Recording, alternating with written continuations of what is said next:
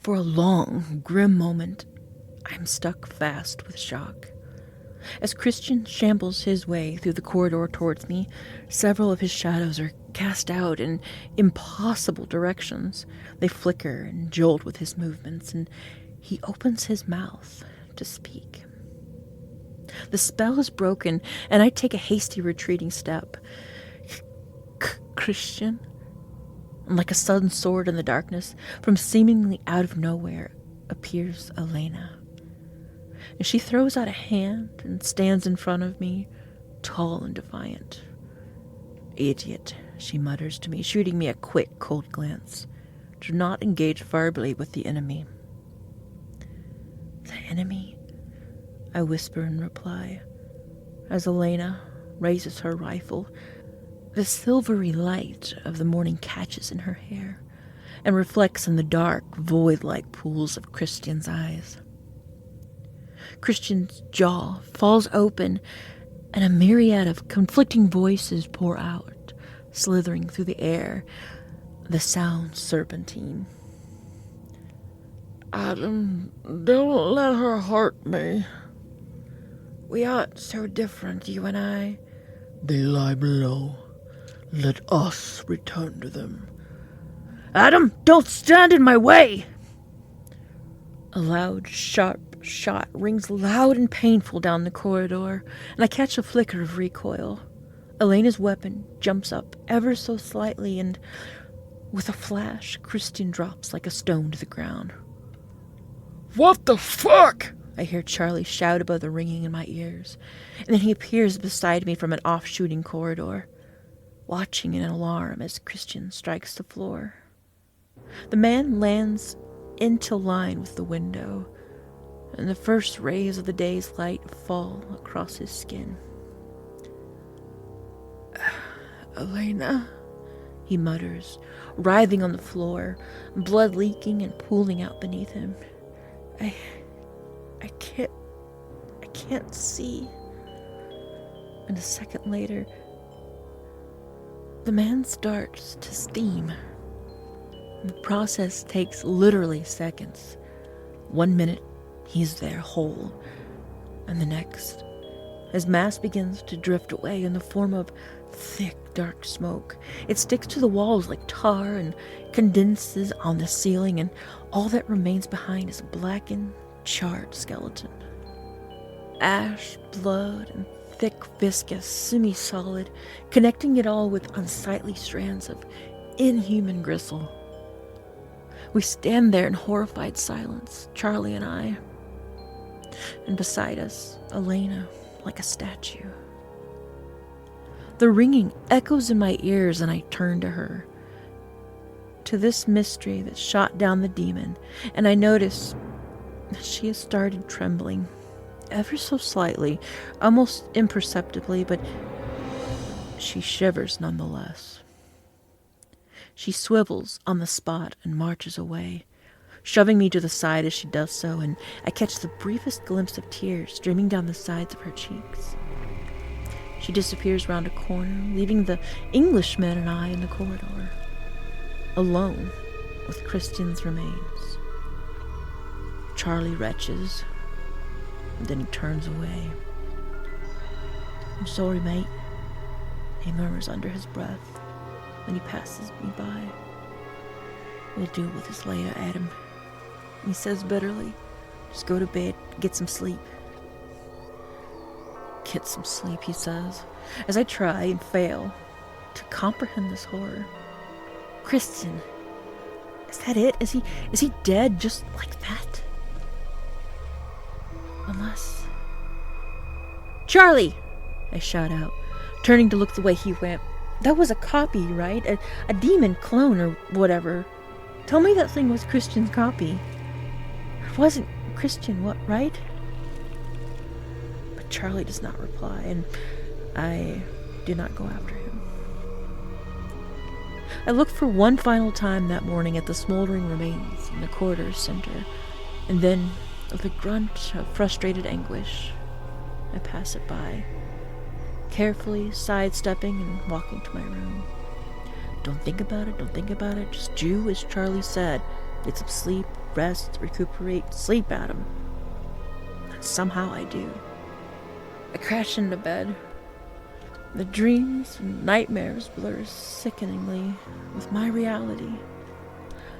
They're disjointed and chaotic, and in my head I hear them speak to me, the demons, begging and pleading with me to allow them entry to the outpost. And amongst their voices is Christian's. I awaken to the sound of shouting. I groan and turn to my side, the light from my window suddenly intense across my eyes. Christian, I mutter, still half asleep, and as the shouting becomes clearer, I can't understand what's being said. It's all in Russian, Elena and Yuri, by the sound of it.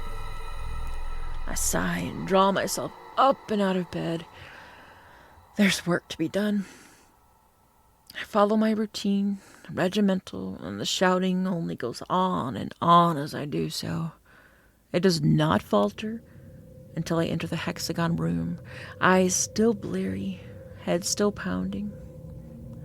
Elena is right up in Yuri's space, though she leaves him be and marches right up to me upon my arrival. Yuri sighs and slumps down into a seat, fumbling for his cigarette, but Elena jabs a finger into my face. Her arctic eyes bore into mine, her scar pulled grotesquely as she snarls at me. Understand the impact of your actions, she hisses. Your idiocy has cost Christian his life. He was a good man. He was an idiot like you, but he was a good man. He deserved better, so much better. Her focus flickers from my left eye to my right and back. It's deeply unnerving. I don't even know what to say. So that confirms it for sure then. Christian is dead. What? I begin quietly. What do we do now? Now we wait.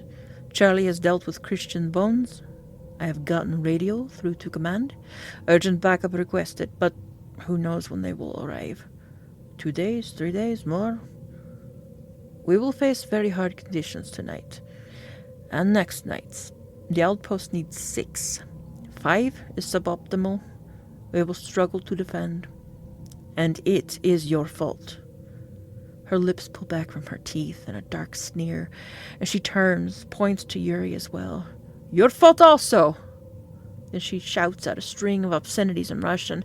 Yuri doesn't even look over. He just lights up his cig and takes a drag. Elena raises her hand and I flinch, but she only points behind me, back down the corridor. Go relieve April from the tower. That is where you will be stationed today. April will fill you in on what to do. Small tip, don't get drunk and fuck it up. She shakes her head. Americanuts. And then she simply strides away, leaving me to wallow in my guilt. I run a hand through my hair as gentle snowflakes fall beyond the glass, flittering down into the rocky gorge below. You good, Yuri? I ask the man. He stares out the window. He makes no noise or gesture in response, and I let out a sigh. Guess I'd better go take over for April then. She sure missed quite the night. I head through the complex and past the site of Kristen's demise. I pause there for a moment. The floor is stained, and there are residual marks and splatters of an inky-like substance in the window frames and in the ceiling's corners, but it looks like Charlie cleaned the bulk of the mess up himself. I swallow. I'm sorry, man, I murmur into the dreadful silence. I'm so sorry. And then I turn away and continue down the corridor. The exit that will lead me to the courtyard and the tower beyond is just ahead. But as I approach the complex's rough center, a voice calls out to me. Charlie's. Hey, he says, and I stop, turning to the voice's source. Yeah? He peers at me from around a doorway. There is no mischievous grin this time, no foolish shaking of a vodka bottle, just exhausted, bloodshot eyes. a grim face. He gestures for me to come over, and I do so. Following him into the room, he nods down to the ground by our feet. I don't know what this room is used for. Wooden flooring, a low stage, there are some chairs stacked up by the walls. Could be a meeting hall of some sort. But all that's irrelevant, really, as the object of interest is quite obvious. In the middle of the room is an ugly, roughly human-sized hole in the ground. The boards and planks have been torn up and ripped. The floor around it is covered in scratches, and rock and concrete have been cracked and chipped below. Some granules of the stuff have been scattered about the floor. "The hell happened here?" I ask, murmuring. Charlie gestures to the hole. "Some cunt's been in here trying to get down." He crouches and runs a hand over the splintered wood. The claw marks, by the look of them. He turns to me. "The demon was in here, and it decided that this was a good place to start digging. Doesn't look like it got very far. The hole is noticeable, but it hasn't gotten that deep, to be honest. It may be about 4 feet or so." I sigh and rub my forehead. "Charlie, just tell it to me straight, man. What else do I need to know about this place? No secrets, no hiding stuff. Just tell me." He stands up and brushes the dust from his knees. "The outpost has always been staffed. Always. Russians do 2 months. Outsiders do less. I don't like that. I wanted to stay and beat Yuri's record." He rubs his nose. "Elena, I don't know. She never talks. Yuri might know more. But I swear she's been here for years. I don't know why. Can't imagine why someone would want to live in a shithole like this. Maybe she's been ordered to stay. Punishment for something.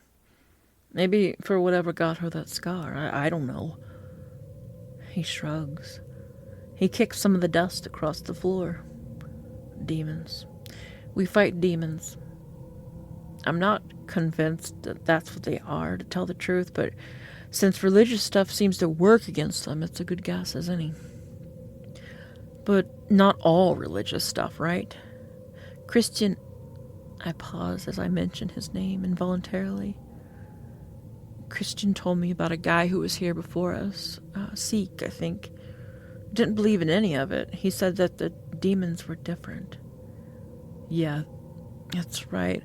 I wasn't here for it, obviously, but I've heard of the incident. I don't know what happened to the guy in the end. He just vanished. But the demons?" Christian said that when the Sikh was on duty, the demons often took the form of shapes. Shapes? Aye. Spheres, cubes, cones, weird shit like that. He says they all shared a vision of an endless rain of coins across the mountains, that the outpost was smothered in it, drowned in metal, and then the next thing they knew, the vision passed. Who was this? Christian was there with Elena and 4 others. No clue who they might have been. Similar group to ourselves, I should think. I shake my head. I still don't get it. Why only 6? Why 6 people? It's like the basis of a ritual or something. A ritual? I don't know, mate. Just a guess, I sigh. I don't think it's anything like that. I think it's more to do with the fact that we don't want to broadcast our location. Too many warm bodies in the water. Don't want to broadcast our location? I laugh dryly. The outpost has a tower. Have you seen the gun on the roof of this building? Charlie shakes his head. I don't mean like that. The demons don't care about any of that shit. It's us lot that interests them, the humans, with our human fears and thoughts. They think they can use us. They can use us to get inside the outpost. To get inside the outpost, I echo. And why in God's name would they want to get in here? Charlie shrugs again. Well, that's the question, ain't it? He glances to his watch. You're on tower duty, right? I nod. He nods in return. You better get off there then, before Elena gives you a bollocking. But first, take a look at this. A little clue for our burning question. He gestures to the hole. Take a look down there. I glance down into it. There's nothing there, Charlie. It's not even that deep. He shakes his head, interrupts me. No, get right down. Press your face against the concrete. There's a tiny, tiny little keyhole-sized crack in the rock beneath it. Really look. Cautiously, I do so. I cannot see the hole to which he refers at first, and I grunt and wince as the dust blows about my face. I feel like an idiot, with my head and shoulders down this hole in the middle of the floor, but at last I see what Charlie is referring to. Is it? Yes, he replies, and passes me a small flashlight. There's another chip in the rock to your left, a little narrower. You see that? Press the flashlight against it, then look down the hole below. Tell me what you see. I take the light from him and do as he says, closing one eye and pressing the other one up close to the little crack. The glow is feeble, and it takes my vision a moment to adjust, but yes, I think I can actually see something, or the edges of something. Some things, I should say. What the hell are those? I murmur. Beats me. I hear Charlie's reply. There's something down there, all right. I'm guessing that that's what the demon wanted. What they all want, perhaps. I squint a little harder. It's difficult to explain what I can see, but I'll try. Way down there in the darkness below me, the faint shimmer from the flashlight through the hole illuminates the very edges of a series of repeated uniform shapes. It's difficult to gauge their size, as I don't know how far down they are, but at a guess I'd say they were no smaller than myself. The things appear to be stacked in rows, and I can only see the very edges of the tops of these things, but they descend down into the murky darkness beneath. What are they? God damn it! What are they? Ugh, I can't see well enough. I draw back, coughing with a sudden inhalation of dust. Any theories? Charlie shakes his head. Not a clue. We'll ask Elena when she's cooled down a little. I grimace. When she's cooled down? Charlie, I don't know the intricacies of their relationship all that well, but it seems to me like Elena just lost a pretty close friend last night. Let's face it, it's largely our fault. Yuri's too, sure, but all of our faults nonetheless. If you're waiting for her to cool down, you might be waiting a long fucking time. Charlie considers my words. He clenches his teeth and stares off into space, but says nothing further. He looks away and strides off down the corridor, his head down. I think about calling after him, but there's no use, really. I just stand back up and continue my little journey. April's waiting for me. Tower duty time, I suppose. I cross the courtyard as flakes of snow drift lazily down to the gravel that crunches beneath my feet. I pass by the ruins of the water tower and head for the tower still standing. The one at the very edge of the cliff, looking out far across the mountains. I'm still yet to actually step foot inside of it. I clamber up some concrete steps and slide my way through the tower's door. Rule 5. I hear in Christian's voice. We must keep a constant presence in the tower. I see in my mind the crinkles of his eyes as he smiles, and I grimace, blurring the image away. The interior is dark and gloomy. I'd have expected nothing less, but my eyes are instantly drawn to the great framed painting hung on the wall opposite. It has been painted in shades of brown, of gray, of white, of gold. It depicts a woman in the midst of a windstorm. Her robes blow about her shoulders, and she stares fiercely out at something unseen, just above the painter's point of view. She has in her hand a shining silver cross, and she stands defiant as the snow is whipped about her being. I glance down at the little plaque nailed to the varnished wood at the painting's base. There's a small line of text in Cyrillic, but her name is given as Olga of the Rus, Olga of Kiev. Beside it on the wall is a small passage scrawled in chalk, in French, and then another passage below scrawled in English. I'm no linguist, but I could guess that they probably say the same thing. The English passage has a number of words crossed out. Olga's tower, for her sacrifice, for the tethering, on the walls, 899 to 969 AD. I consider this with one last parting look up into Olga's eyes, her expression fixed yet alive with passion, and I continue on along my way, up the ascending stairs that line the inner walls of the tower. They carry me up about halfway, and plastered across these walls are a number of things of vague interest. Crude chalk doodle, some infographics in Russian. There are schematics of the tower itself and of that enormous gun on the outpost roof, and one very realistic, very disturbing sketch of a demon clambering up the tower wall right beside me. The stairs come to a stop on a floor with a modest, crappy bathroom, one lined with leaking pipes, and beside the door to this bathroom is a steel ladder, one which will presumably carry me up to the very top. With a sigh, I continue my climb, my boots rattling and echoing against the rungs. The ladder leads me to a little platform that encircles the inner walls, and I cross over to another ladder, I mean. This is the one that finally carries me up to the top, the highest room with a vantage all over beneath it.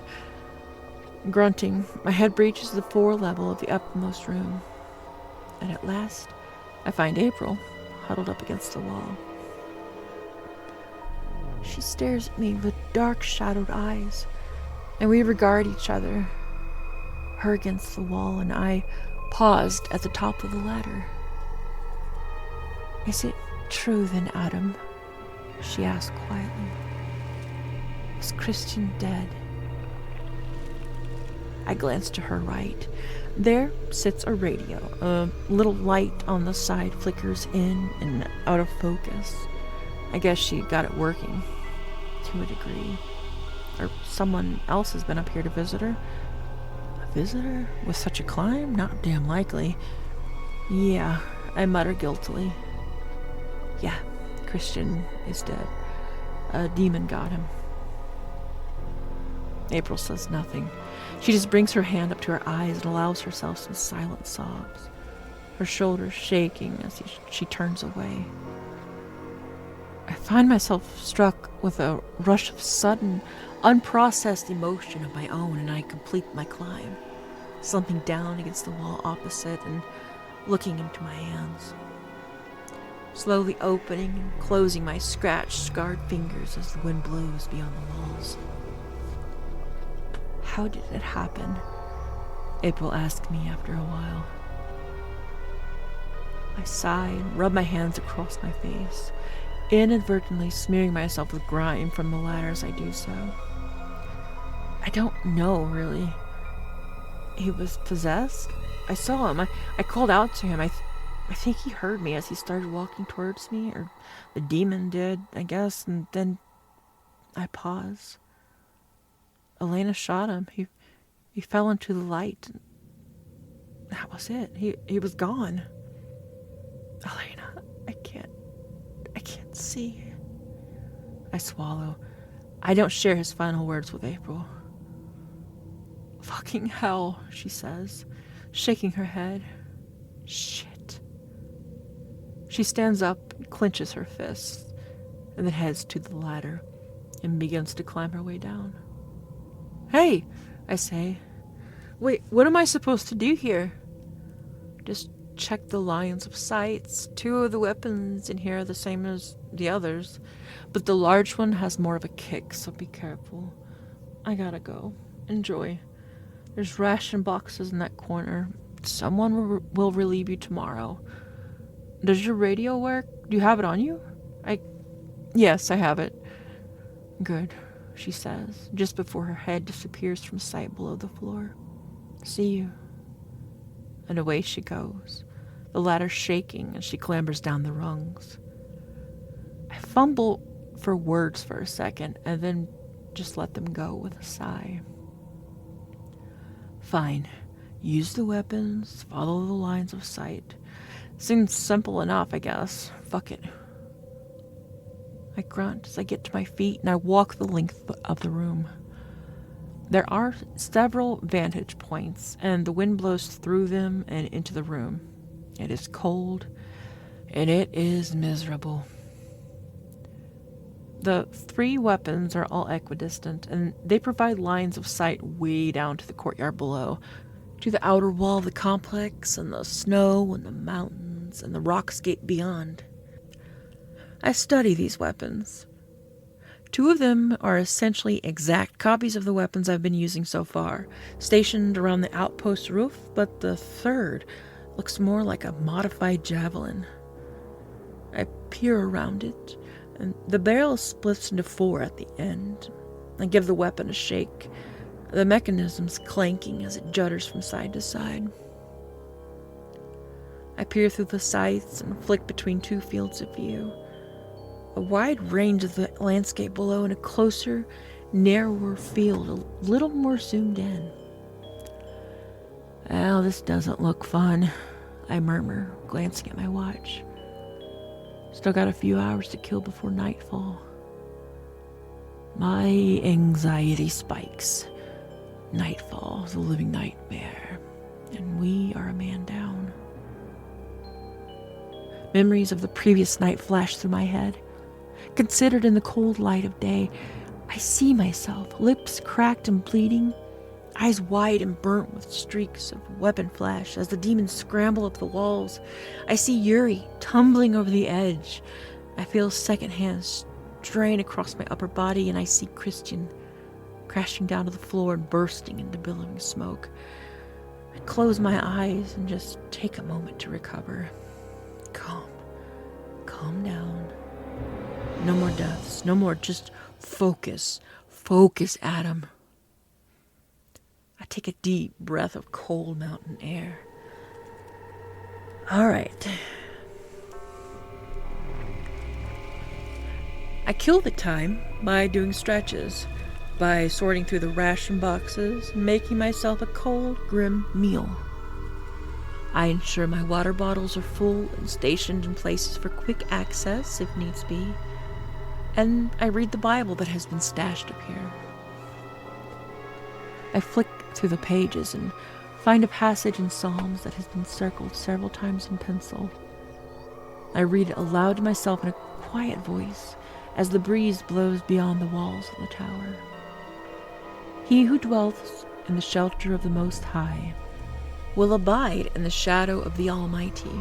I will say to the Lord, my refuge and my fortress, my God in whom I trust. For he will deliver you from the snare of the fowler and from the deadly pestilence.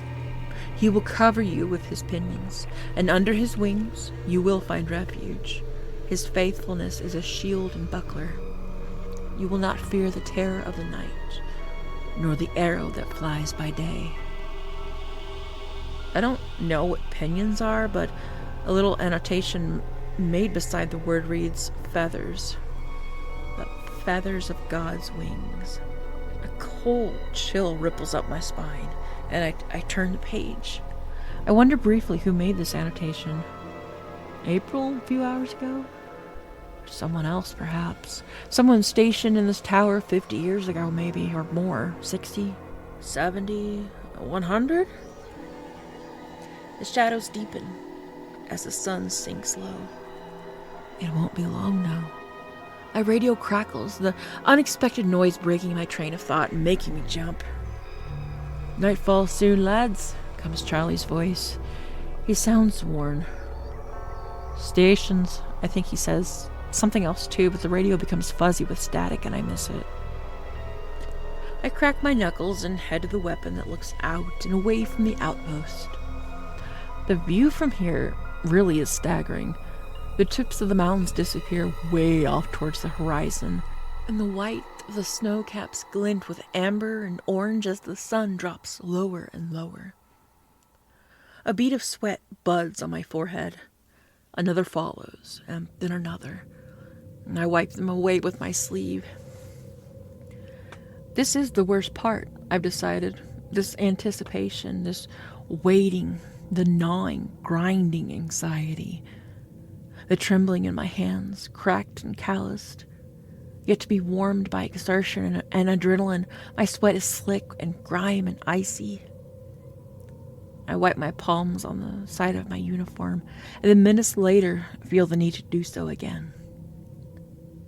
The sun disappears behind the mountains, and the last of the day's light begins to steadily trickle away. The clouds darken overhead, and the shadows begin to merge across the ground. An hour goes by, a long, cold hour. Elena comes through on the radio twice to ensure that we are all focused and in position, and at last the tension spikes before its break as the song begins to jump between the distant, icy peaks towards us. The song is as discordant as it was the previous night. Worse, even. The melody is almost entirely gone. A wail, a broken chorus. I swallow, my throat already dry, and I reach out for the nearest bottle of water, taking a quick, clumsy swig. I drop it in fright as a voice whispers clear and cold, right into my ear from behind. Adam, you are fewer. No more need to be taken. Allow us entry. I spin around to face the voice's source, but the tower room remains empty. The Bible is open where I left it, and a breeze sends a few of the thin pages flickering from cover to cover. The song grows sharper, the voices clamoring against the top of each other, and the demons begin to appear in the distance. Dozens of them, dark, shadowy shapes rippling and scrambling through the cracks and crevices in the mountains towards the outpost, their arms moving at such a speed as to give them the appearance of spiders scuttling over the dark, snow-lined rocks. I grab the radio and shout into it, "Northwest, demons approaching, dozens of them, be ready!" I reach for the weapon. The metal is cold against my hands as I clank it up and into position, and deliberately conscious of the silver cross resting against my chest, I fire the first beam, flicking it out into an arc and feeling a warm burst of recoil as the light thunders down like a curved lightning into the darkness. It tears through the three and sends a fourth into a shower of dust. There's so many. How are we supposed to fight against such a tide? "Why are you doing this, Adam?" asked the voice of a demon at my left ear. A female voice, though not one that I recognize. "We don't want to hurt you, or the others. Please, will you just stand down?" "No," I mutter through clenched teeth, my voice grim in its defiance. And in that very same instant, the demons in the mountains below me promptly changed direction. All of them. Where once they were set to stream right past the outpost proper, they have now diverted their routes instead to me, to the tower. To my left, in the corner of my eye, I think for a second that I see the source of the voice, a woman of ever-spilling, cascading, water-like shadow, her eyes two pinprick of glowing embers.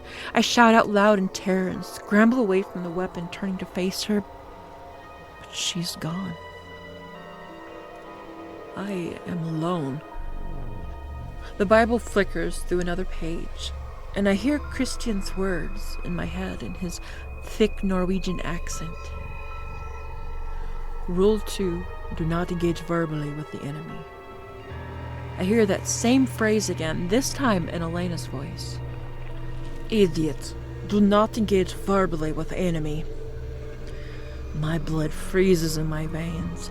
I jump to the weapon and peer through the sights as the demons scuttle their way towards the tower's position from all directions. Fuck, Adam, what have you done now, you idiot? And why not, Adam? Comes the voice of the demon. She sounds a little more solid now, less ethereal. I can almost see her, or some sick apparition of her in the edges of my vision.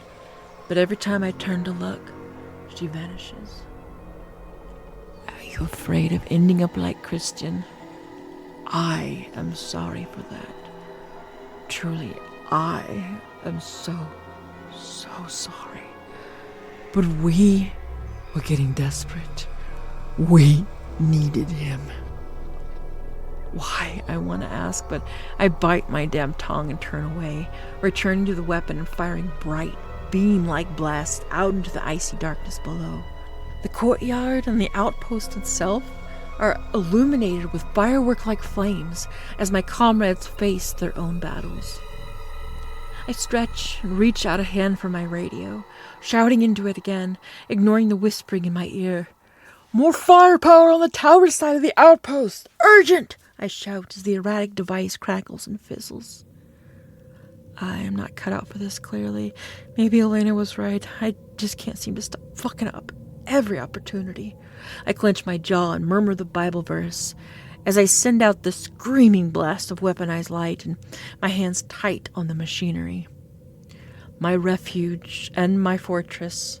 I see myself in the top of the tower, a beacon in the darkness, as the froth and surge of the demons below go stronger and stronger. My God in whom I trust. Please, God, wherever you are, just save us. Save us from the darkness. My eyes widen and my eyebrows furrow with a burst of brutal, fiery determination, a sudden surge through my shoulders and down my spine. For he will deliver me from the snare of the fowler and the deadly pestilence. I will not fear the terror of the night, nor the arrow that flies by day.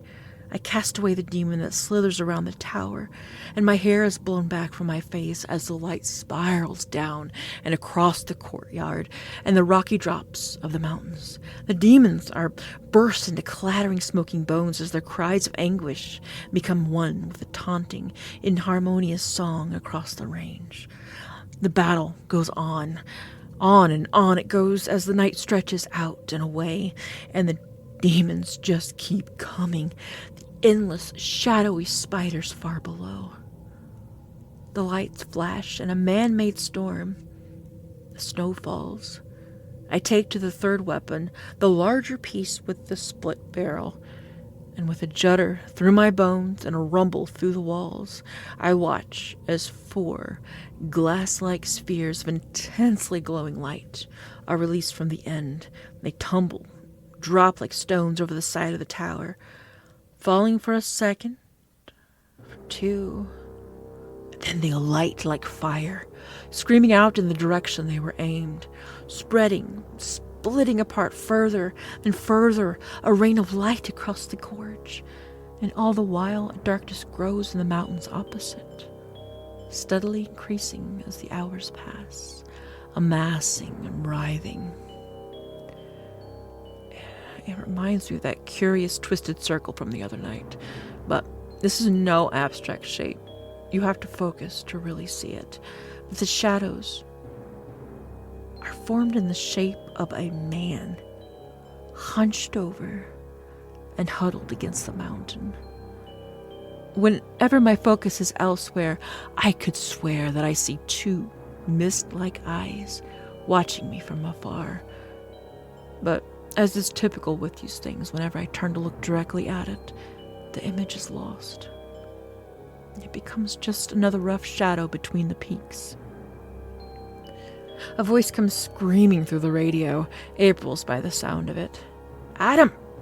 Tower! Is all I'm able to catch through the crackling static. I grab the device and shout back down it. What did you say? What is it? But nothing further comes through. The device cuts out. I run from weapon to weapon, checking all the sights, looking in all directions, but I do not know why April called me. The tide of demons continues, but then I see it. Out there in the mountains, the gathering man-shaped shadow, the colossus in the night, it is slowly, unsteadily rising to a stand. One formless, smoke-like hand rests on the mountain. It looks at me, right at me, and I see it. I see its eyes. And again the tide converges. My hands freeze on the weapon. I cannot move, I cannot fire. My heart pounds like a slingshot from the void. A long, dark shape rockets towards my position. It strikes the side of the tower and dust rains down from the roof. I watch as the demons flow towards me, and I hear the sound of a terrible, almighty crack like thunder in the darkness. I regain control of my senses and grab a hold of the modified javelin, aiming the heavy weapon out and into the night. The great shadowy shape of the man between the mountains is way too far away to hit from here, but I flicker the weapon's sights and do my best to aim towards the source of the thing that struck the tower. As I look, however, a second of those shadowy arrows tears through the air towards my position. I flinch, and quick as a flash, it strikes the tower in more or less the same place, just up and over to my left. Brick and mortar is sent raining down with clouds of dust and smoke blasting out into the snow. Returning to the weapon with a grimace, I take quick aim and fire. Those 4 burning glass-like balls bursting out from the barrel, tumbling down for a second, for 2, and then shooting up and out towards the target, splitting into further projectiles as they rain that dazzling light out into the gorge. But this rain is too little and too late. There's a second thunder-like boom and the floor shakes. I release the weapon in alarm and push myself across the floor to the tower's opposite side, as an enormous section of the wall and roof simply breaks away. It collapses with a juddering thud and then falls slowly to the courtyard below with an almighty crash and rumble. The wind billows with renewed power into the room, and it chills me to the bone. Snow, too, is blown in great swaths as I consider abandoning my post. Rule 5, keep a constant presence in the tower. Fuck! I scramble through the dust and debris to the weapon on the far side, only to realize that it has been lost. Where the weapon was once fixed is now only bare, cracked stone. I grab the ledge and look down over the edge, and I catch a glimpse of the mechanism smashed to parts and pieces on the snow-swept ground far below. I lift my gaze and watch in horror as the demons begin clambering their way over the outpost surrounding wall. Some of them seem to struggle with this, despite the fact that the wall is only waist high. Some of the demons visibly diminish in size and form as they pass over, but as more and more of these creatures breach the wall, the easier it becomes for their fellows to follow. They follow the paths made by the trailblazers, opting to cross the wall in narrow streams before spreading out again once they're inside the courtyard. I catch sight of movement on the outpost roof in the shadows. Either Elena or April has relocated, and new beams of light are sent blasting down to the ground. The light tears through the stream of the demons, but there are simply too many. There are just too many. I grit my teeth and grab a hold of the javelin, bringing it round with a mechanical crunch and firing a new burst of the 4 projectiles directly down into the courtyard. The air alights with fire, and the sparkler-like rain pours down across the shadowy spread beneath to a chorus of charred and rattling bones. A third of those dark arrow-like shadows streaks through the darkness and hammers into the side of the tower, and this one hits the surest. The entire structure seems to waver as a section of rock and brick is blown the hell to pieces, and another corner of wall simply drops down and away, exposing the upper floor almost entirely to the natural force of the elements. The wind whips back my hair, makes my eyes water as I grab a hold of the smaller of the weapons, firing off furious further blasts to the source of these new attacks. The demons clamber up the mountainsides. They spill over the wall, and I watch with desperate anguish as they begin to throw themselves against the outpost. Rows of them are evaporated in the beams of the weapons, but there's always more. Always. And the endless, ceaseless horde. There's another rumble, and to my utter dismay, the section of floor I'm standing on simply collapses. My stomach lurches as I'm dropped.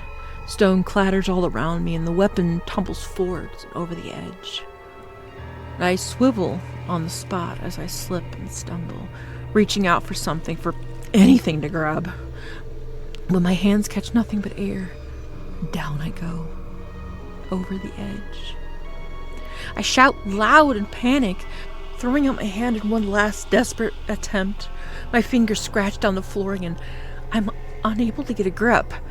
However, it slows my descent just enough for me to bring up my other hand, and I manage to grab instead a ruined section of wall a little ways further down the tower.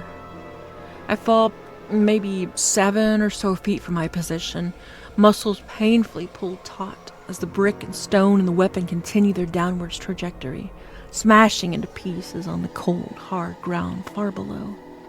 My feet kick in the air for a moment as they hang there precariously, and they find a section of broken stone, and I am able to perch. I carefully release my grip to assess my current situation. I stand on a section of ruined tower. There's just enough space for my feet. There's not enough space for me to sit down, however. I look around. There's a hole in the tower's wall, just big enough for me to put a hand in as a kind of hold to help me support myself, but there's nothing else. There's nothing for me to grab onto, and nowhere for me to climb. No way back into the tower, no way back up, and no way back down. I'm stuck here, weaponless and alone. The wind roars past my position, and I lean back against the brick, jaw clenched as I feel a smattering of loose rubble get brushed past my feet and sent tumbling over the edge. Shit. All I can do is watch as the demons rush through the courtyard, and as the beams of light tear between them, as clattering bones are sent bursting out in clouds of smoke, and as the creatures continue their relentless assault of the outpost, slamming against the doors, against the windows, against the concrete. I can only catch glimpses in the erratic flashing light, but I swear I can see modest cracks beginning to form, and the demons see this too. As soon as the first faint crack appears in the concrete, this becomes their new target. The tide of demons grows larger and larger, swelling and rolling like waves. I turn my head to the side, squinting into the screaming wind, watching as the enormous man made of shadow in the mountains closes his mist-like silvery eyes. He crouches down and is lost to the shadows, his form returning to the darkness between the peaks and the billowing snow clouds. "What are you?" I whisper into the night, and in my ear comes a response. "I am the spirit of my people. Ask yourself why you are forbidden to converse with us. They are afraid that you will come to understand, to lay down your arms, Adam.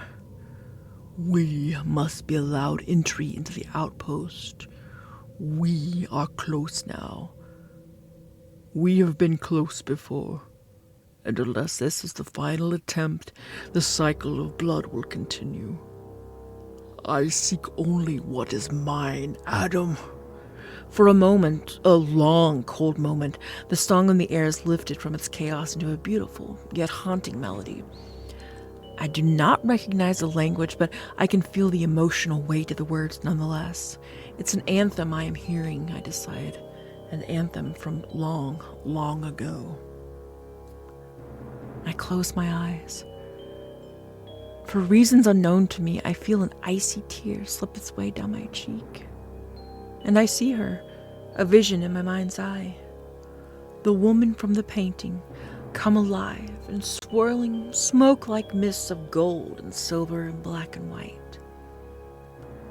I cannot see her face, as it's obscured by snow and fog and ash, but she is surrounded by fire. Her cross held high, glinting with amber and yellow in the firelight, as sparks drift across my field of vision. She stands on a rocky hill above a clamoring, horizonless crowd. I hear screams. I see hands reaching out for her, scrambling and scratching at the stone as the smoke thickens, darkly in the air. I hear the sound of thunder, the flashing of lightning, and the cracking, crumbling of rock. And as Olga of the Rus turns to face me, the vision is lost. I find myself stumbling. The air rushes past my face as I begin to fall. The dark swell of demons beneath me draws closer. The rope knocks past my shoulder. Rope?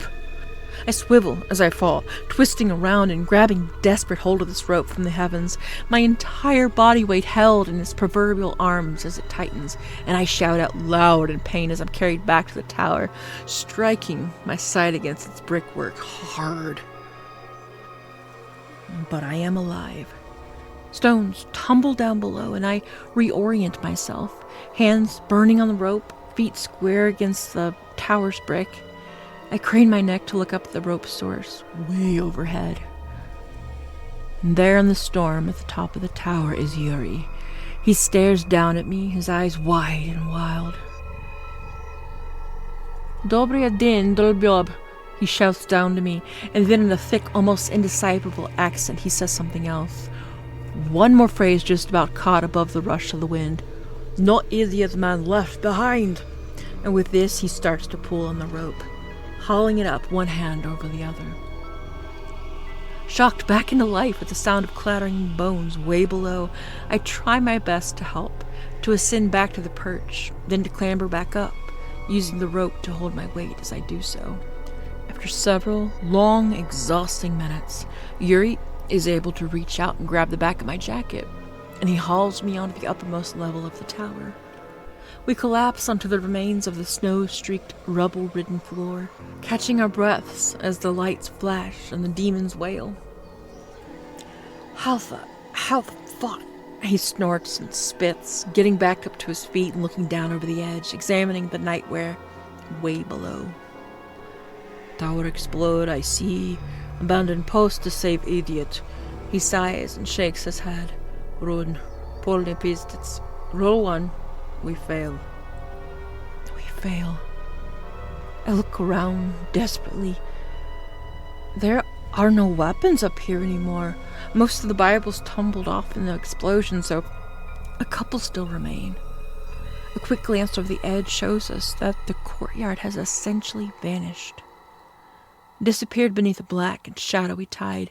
There is no way back to the outpost for us now. We are an island in a dark and swirling sea. Trapped. The attention of the demons has diverted from the tower, however. Their focus is bent wholeheartedly on breaching the building. What the hell are we going to do, Yuri? I ask him, but the man does not reply. So, with a grunt, I stand up alongside him, and we watch as the demons battle the beams, and the clouds drift and crackle overhead. The shadows and the lights clash with flurries of sparks and geysers of smoke and steam. The silhouette of a woman on the outpost roof glimmers in and out of focus. Elena, it must be. But the night plows on. The outpost, to my utter amazement, holds for the bulk of it. It holds against this furious tide. But 20 or so minutes before the sunrise, the walls finally break. A section of concrete surrounding the thick door frame breaks through, and as the dust pours out, the demons pour in. Scrambling and heaving over each other as they flow through the gap in the wall, dozens upon dozens, all dragging themselves inside, arms and legs blurred into the dark. The others continue the fight. Elena, Charlie, and April. The weaponized light is temporarily paused as they, presumably, move to barricade up the routes onto the roof. And then they resume, energy renewed, swords of gold in the wintry gloom, whistling, burning beams and the growing mass of charred, blackened bones. Hang in there, guys, I will to them, clenching my fists. Hang in there. They hold the line as best as they can, all light now focused on the gap in the wall. The battle rages, then at long last the shadows start to peel back, and the sun rises. The snow and the wind ease off, and the natural light of the day is gradually returned to the world. The song quickly tapers off to be lost on the breeze, and the last of the demons tear across the ruined courtyard to the gap in the wall, smoking and steaming as they do so. Some of them are slowed, as if stuck and entrapped, and they melt away into oblivion, that thick, tarry smoke drifting up and away into the air. Others are successful and make it to the gap, but all these stragglers are caught in the beams and evaporated. Yuri and I exchange a look. Some got in, though. Some definitely got in. How many? It's hard to tell, but surely no less than 50. More, perhaps. There are no words exchanged. It's time to go and clear out the remainders, and to assess the damage. Remainders, I think to myself as we descend the ladder, single file. We're not talking remainders here. We're talking a sizable, dangerous force. Will the sun clear them out, or are they still in there? What the hell could 50 demons achieve altogether? What have they done? My anxiety spikes with every step of the journey as we reach the floor of the tower with that crappy pipe-leaking bathroom.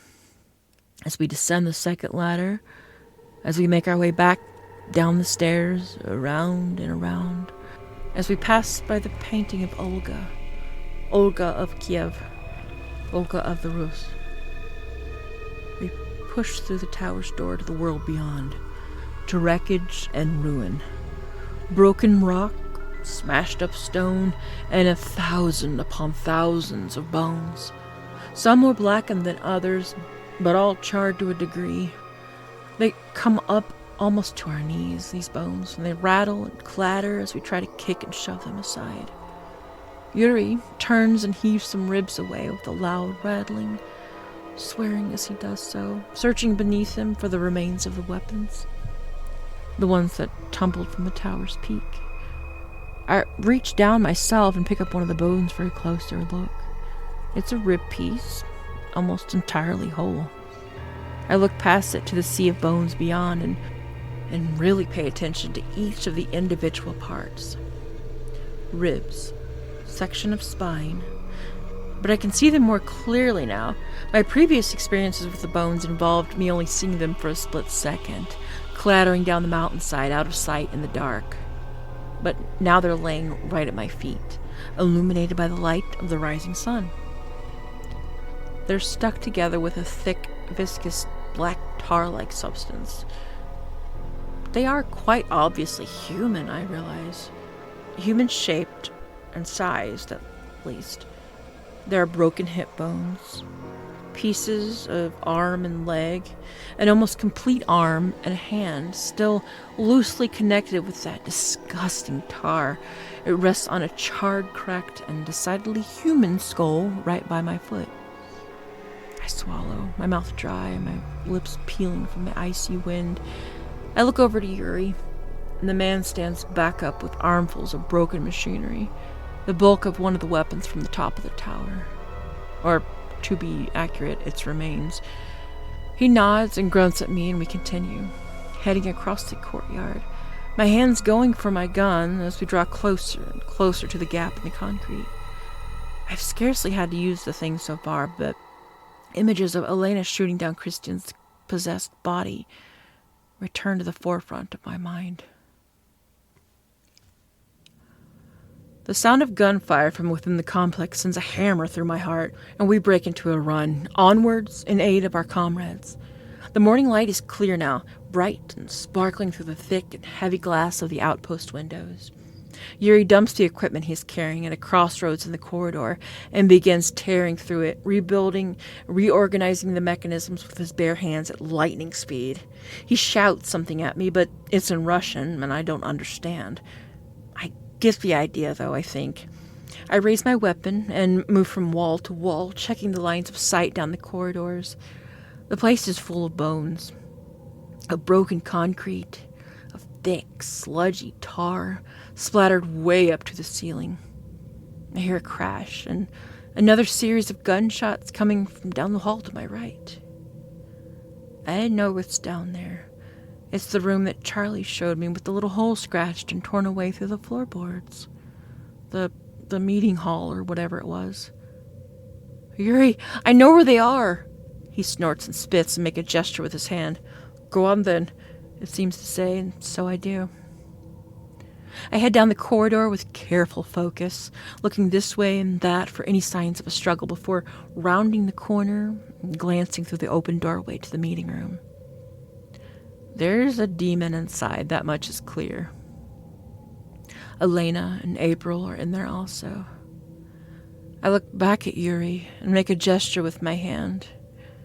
He swears under his breath, nods, and grabs up the remains of the weapons, with a few final adjustments. We breach the room, loudly and clearly. Elena and April take hasty steps toward a pile of stacked-up chairs in the corner, and the demon crashes from wall to wall like a trapped bird sticking itself to the ceiling and slithering rapidly across the concrete. It moves like water, with the consistency of smoke. Every now and then, rough glimpse of a humanoid shape becomes clear in its form.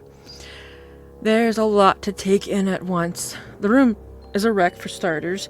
Where once there was a small hole, barely even waist height, it is now enormous, cavernous, a huge, gaping dark void in the center of the floor. Concrete and wood has been thrown and torn up with reckless abandon and hurled to the sides of the room. And to my utter and total horror, there is movement down below. Movement in the dark. Death time, mutters Yuri from behind me, and he pulls back the trigger of the weapon in his hands. It starts to burn brighter and brighter, and using a makeshift catch that he has evidently constructed in the last few minutes, he unlocks the trigger in place and throws the weapon down into the hole. The beams blast out in a furious circle, whizzing and sparking and screaming with a brilliant white flame. My awe in the power of the light only seems to intensify it further, and I find myself being dragged from the room along with Elena and April as the fire burns and splatters the walls with shattering bones and great explosive bursts of that thick black tar. We come to a stop around another of the corners, sweating from the heat, but even here the light is of an intensity I have not yet seen. It's dazzling, blinding almost. I have to shield my eyes, though before I do so I catch a glimpse of Yuri with his eyes already closed, clutching his cross, muttering to himself under his breath, over and over and over. The screaming of the demons grows louder and louder, the smashing and clattering of bones like a constant, heavy rain. But after a while, these sounds all start to die down. The light fades, and the screeching of the demons grows weaker and weaker, till at last it falls completely silent. Just us four, breathing heavily in this battered, bruised corridor of the complex. Christ, April mutters after a beat, her chest rising and falling as she looks between us. Elena swallows, sweat budding on her forehead, and she leads the way, returning to the room with her back straight and weapon raised. But the room is empty now. There's no sign of life at all, or whatever imitation of life it is that the demons boast. The hall is covered in that disgusting tar. Bones litter the floor. The great, deep hole in the room's center is dark with the splattered remains. But there's no movement. Footsteps behind us bid us all swivel at once, so it's only Charlie. I'm relieved to see that he appears himself. His eyes are as they should be, and he nods at us grimly as he approaches. "We didn't do so well last night, did we?" he asks rhetorically. He claps me on the shoulder. "Good to see you're all right, though, mate. I was worried about you, seeing that tower come down." "Yeah," I reply uneasily, still shaken. "Yeah, Yuri. I fell off after one of the explosions. Yuri was able to haul me back up." Elena's eyes flicker over to him, and she asks him something in Russian. Yuri shakes his head in response and says nothing further. "Time to check out what the bastards were after then, eh?" Charlie mutters, reaching to his belt with his scarred, calloused hands, drawing out his flashlight, flicking on the switch. Elena clenches her jaws as Charlie angles the light down at the massive hole that the demons had carved into the rock beneath the outpost. "Jesus, would you look at that?" he mutters. "What the?" April says with wide eyes. Yuri raises his eyebrows and reaches for his own flashlight, adding his beam to Charlie's, and we all peer down into the dark. The hole is much deeper now, of course. I crouch down at its edge and squint into the gloom. I can see a little better what I failed to see the other night. The hole opens into a wide cavern, an enormous hollow cavern right here beneath the outpost. A cavern filled with rows and rows of still and silent statues. They're all arranged in rows like some terracotta army. There are women and children amongst the men. These rows of people made from stone extend away in the darkness on all sides. And it's impossible to tell how many there might be. Yuri casts his beam over the only visible wall in the caverns below. The light illuminates a series of runes carved into the rock. I squint, and beneath the lines of large text are what appear to be an early form of Cyrillic. Like Russian, but not quite. There's something inherently primitive about it. Yuri mutters under his breath and stares at Elena, wide-eyed. "What the hell are those statues?" April asks quietly. This is what the demons were trying to reach? Movement in the cavern below sends a tremor of fear through the group like electricity. It all happens so quickly. A man, a human man, rises suddenly out from the shadows, his hand on the shoulder of a nearby statue. He stares up at us and screams, spittle flying from a mouth of broken teeth. His clothes are ragged and robe-like, ancient-looking really, and he wears a helmet of dull metal, carved with 2 ram-like horns on either side. He raises a hand in a quick blurred motion, pointing towards us. No, not us. At Elena. And I have just enough time to cover my closest ear as Elena promptly raises her weapon. "Wait!" Charlie shouts out. She does not. A shot rings out loud and clear, and the mysterious man in the cavern below goes down like a rock. Dark blood is sprayed across the wall from the back of his head, and the light is lost as the attention of the flashlight bearers turn to Elena. She stares down into the dark, her eyes wide, her lips curl back into a sneer, tightening that ghastly scar. Then she turns away and begins to walk from the room. Charlie stumbles over his words. He calls after her. "Elena, what the fuck is going on here? You know something, don't you?" April's eyebrows furrow in anger, and she shouts at the Russian as she reaches the doorway. "What is happening, Elena? You need to tell us what is going on. Enough is enough." Even Yuri watches the woman in confusion. He cocks his head and clenches and unclenches his jaw and mutters something in Russian. Elena pauses at the door and she turns back to us, such that only the good half of her face is visible. Concrete mixes and shed on south side. Concrete chunks and rock can be moved to block gaps. Skeletons cleared. We work now for 1 hour. We sleep for 5. Then we work again. Walls sealed before nightfall. They will come again. You really are hiding something, aren't you, Elena? Charlie mutters, his eyes narrowing as he wipes some dust from his nose. Elena says nothing more. She simply takes her leave, and we listen to the sound of her footsteps as they gradually disappear down the corridor. After a long, cold pause, I turn to Yuri. Yuri, I begin carefully. Please, man, is there anything you can tell us about Elena that she is hiding? I don't know what it is, but let's face it. Did she seem all that surprised by the discovery down below? I mean, statues of people in the dark, beneath the outpost? I thought this was all about ley lines or whatever. Yuri, is she hiding something from us? The man's cheek twitches. His dark, shadowed eyes look between us as we regard him. Then he sighs and spits onto the ground. He mutters in Russian, then says in English, "Work to do, fix wall," and away he goes. And that's that.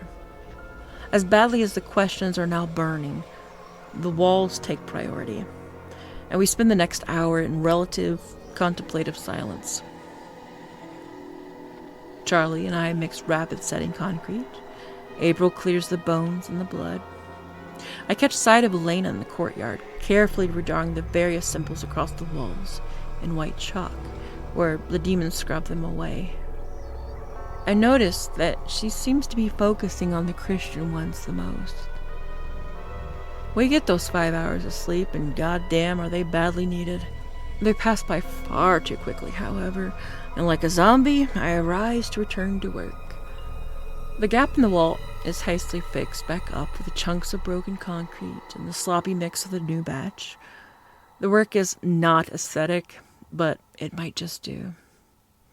Yuri searches through the bones for the remains of the weapons and disappears off to some workshop to try and fix them up. We are unable to entirely fix the enormous hole in the meeting hall floor, but we do manage to narrow it down somewhat, and the area above it is heavily nailed over with ugly planks of wood and with materials we are able to locate in storerooms. What gets me is how poorly prepared the outpost is to fix up this damage. I mean, yes, the concrete mix is available, but the variety of materials at our disposal is incredibly limited. And I can't help but wonder, hell, do Command even know what lies beneath this place? My mind whirls as I work, as supplies are restocked. Statues beneath the outpost. A man killed in cold blood. He wasn't possessed, was he? He didn't move like Christian did. He didn't send out a dozen voices at once the way Christian did either. He seemed just human. I rubbed my hand across my eyes. The demons are trying to get beneath the outpost. They're trying to reach the cavern. They're trying to reach the statues, right? Is that it? But why? What do the demons want with a load of carved rock? I feel like the answer is right in front of me. I'm just missing one or two pieces of the puzzle. Elena. What do you know, Elena? I start to grow angry like April was earlier. How dare she keep secrets from us? We're putting our lives at risk here for what? Why are we defending this godforsaken outpost in the middle of the fucking mountains? April is just beside me, and I slam down a chunk of concrete with a cloud of dust, and I turn to her. She looks over and reads my expression, grimacing. What are we going to do about her? I ask. It's obvious who I'm talking about. I don't know, she replies with a sigh. Do we just go and confront her? She scares me, Adam. The way she shot that guy in the cavern. I mean, who was he? Elena knows, except what if she doesn't? Will she do that? Kill somebody in cold blood without any information at all? What does she know? I think we should go find Yuri. Yuri? He's not going to help us. No, I think he might. He's changed these past couple days, April. Ever since he was dragged over the edge, he's been unsettled for a while now, and I don't think he and Elena are on quite the same page that we thought they were. April hesitates. Come on, I say. Let's go find him. He isn't in any of the places we check, however. He isn't in the workshop, he isn't in comms, or anywhere near the tower. We start to become frustrated and worried. I don't want to call for him over the radio because I'm a little cautious of Elena overhearing, but at long last we locate him. Huddled up in the corner of an archives room, dusty old folders and files laid out before him, illuminated in the glow of an ancient lamp. Yuri, I mutter, and the guy glances up at me. What are you doing in here, man? The Russian regards me. His eyes flicker from my face into April's. After a measured pause, he gestures to one of the folders on the ground, kicking it with his foot. I share a glance with April and reach down to pick it up, thumbing open the cover to reveal a series of photocopies and articles, historical records on Olga of Kiev, the woman in the painting. April murmurs something and carefully takes the folder from my hands, flicking through. Most of the content is in Russian, but some appears to be English. Yuri, I begin cautiously. You don't know, do you? You don't know what Elena's hiding from us. The man considers me, then shakes his head. A pipe hisses softly overhead and the light flickers. There was writing on the wall in the cavern, in Russian, and there was some in another language too, look a little like runes. But the Russian, were you able to read it? Yuri shrugs and grunts. He drops the file in his hands onto the desk with a thud. Old, he says simply. Very big old. Long time. Sealed away. They said, locked away. And what? He runs his tongue over his teeth. Drevlian. Drevlian? Yuri nods. I don't understand. What does that mean in English? Devil? Demon? He shakes his head. Means nothing. It's same in English as Russian. Drevlin is word. Drevlin. Drevlin. I run the word through my head, but it means nothing to me. April suddenly reaches out a hand as she grabs me by the arm. I jolt in surprise and turn to look at her, but the woman is staring intently down at the page, her eyes wide. Adam, she mutters, you gotta read this. There's something here that's... She is interrupted by crackling on the radio. Lads, comes Charlie's voice, grainy and far away. I think you might want to make your way to the front door. We have a guest. A guest? Too damned much is happening at once. But the three of us don't need much convincing. We're up at once and marching down the corridors, quickly between the scarred walls of the complex to the gate of the outpost far aside. The one I passed through on my very first day here. Yuri mutters to himself in Russian. A guest, I say out loud. Is someone here? Elena only called for backup yesterday morning. There's no way Christian's replacement could be here already, right? She said it would take way longer. Adam, April hisses. I really do need to talk to you. But we reach the gate. Charlie is there, as is Elena, and they part to allow us a view out into the courtyard beyond, into the grim, gray haze of the evening. And there, to my utter shock, stands a man I recognize. A man from my base. A man I am well familiar with. He stares at me and I at him. Hi guys, the man says, with an awkward wave, his accent the same as mine. It's good to meet you, I think. He glances down to the pile of charred bones in which he stands. The name is Adam. Adam Smith, reporting for duty.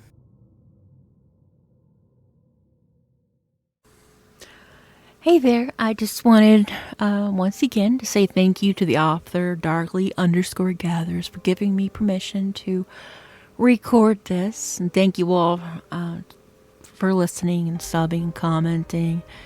I enjoy doing this, and I also enjoy it when others enjoy it. You may have noticed that this video contains part 5 and part 6. And yes, the next video will contain part 7. And then the last part, 8.